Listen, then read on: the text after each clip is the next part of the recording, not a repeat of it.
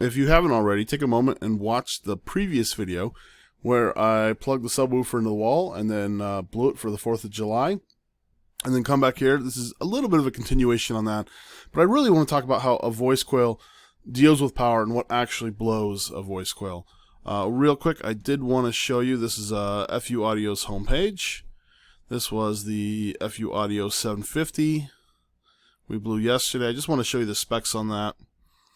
Here is the 15 right here.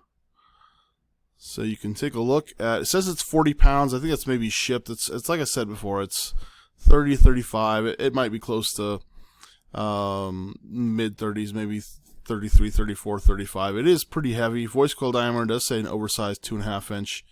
I'm going to show you that replacement I have, the replacement kit, in just a minute.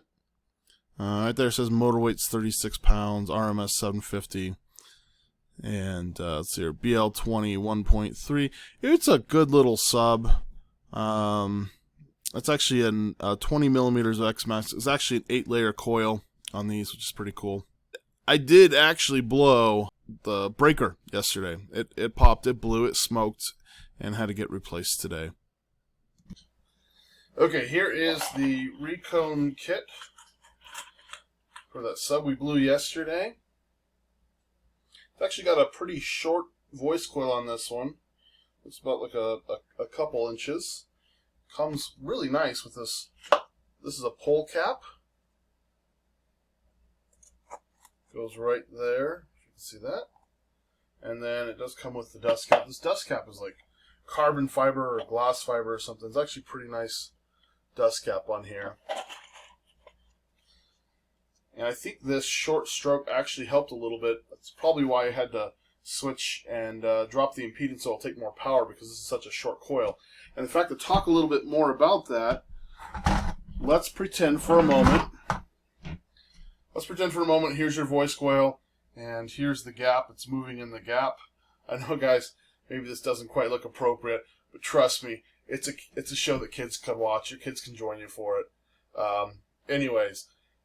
If you've ever heard of playing outside of tuning or playing out of tuning, what's going on is if you have a long voice coil and you're playing, let's say playing 80 hertz and it's going back and forth like this super fast.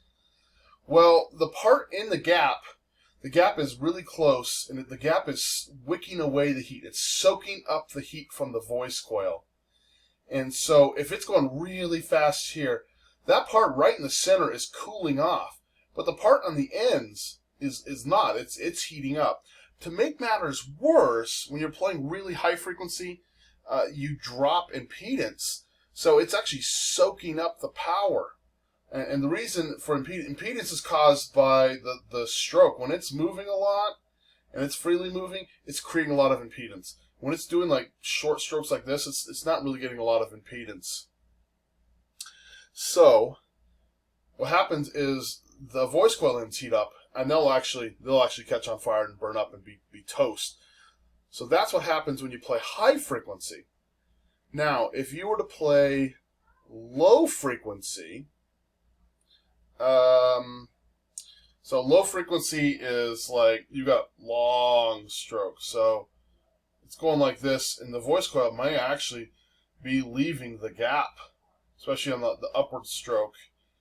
And what's happening is that those moments where it leaves the stroke, see if you get the moment where it leaves that stroke,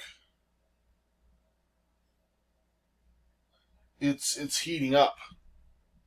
The voice coil, what it wants to really do is kind of have nice long strokes where the voice coil is evenly within that gap.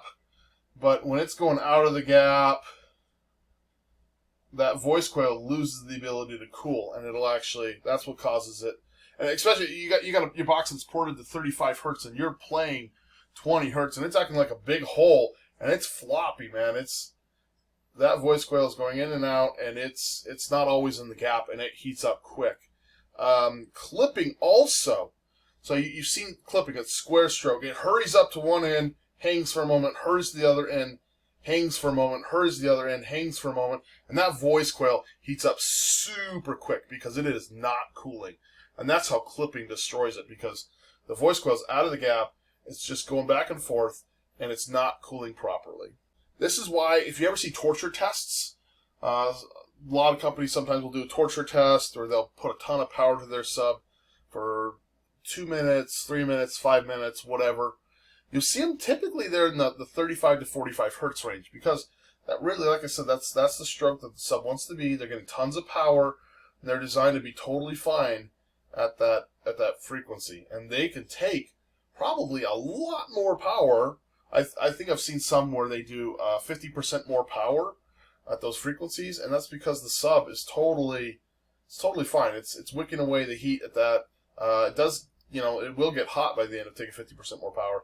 And I think that's part of why some of these companies like DC Audio rate their products so conservative, is because they realize that people are going to be doing this with it, and then they're going to be clipping it, and so they kind of rate it conservatively to help counteract that. So if someone puts 1,000 watts on a 500 watt sub and then they're clipping it, of course it should be expected that it's going to blow.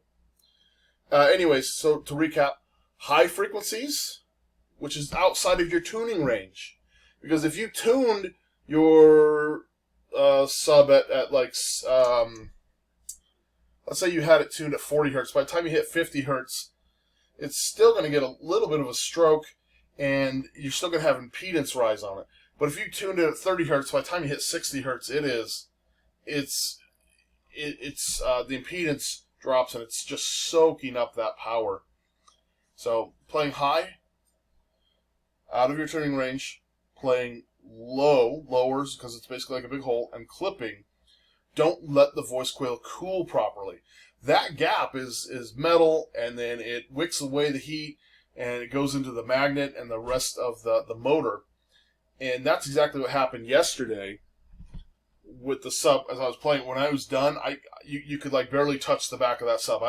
I bet that magnet was probably 160, 170 degrees pretty easily.